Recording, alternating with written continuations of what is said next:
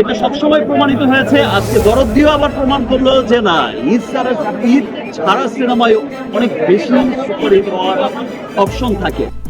ঈদ ছাড়াও cinema superhit হওয়ার সুযোগ থাকে, এমনটাই মনে করেন ঢাকায় চলচ্চিত্রের শীর্ষ নায়ক শাকিব খান।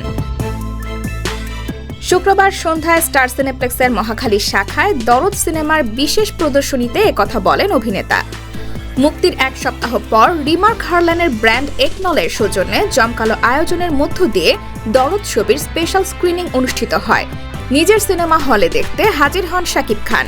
এ সময় গণমাধ্যমের এক প্রশ্নের জবাবে শাকিব খান বলেন, এ বছরের হাইয়েস্ট ওপেনিং কালেকশন দরদের। তার মানে বোঝা যায় ঈদ ছাড়াও সিনেমা সুপারহিট হয়। ঈদ ছাড়া সিনেমা সবসময় সুপারহিট হয়েছে।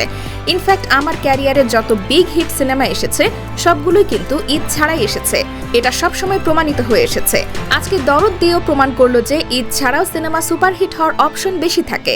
শাকিব খান আরও বলেন, যেহেতু বছরে 2-3টা ছবি করি তাই আমার শিডিউলও বেশি লাগে, কিন্তু আমাদের যারা দেশি নায়িকা আছে তারা অনেক বেশি কাজ করে, এই জন্য তাদের ব্যস্ত থাকতে হয়। তাদের শিডিউল পেলেই আবার কাজ করা হবে। এদিকে শাকিব খানকে দেখতে ভিড় জমায় অনেক সিনেমা প্রেমীরা।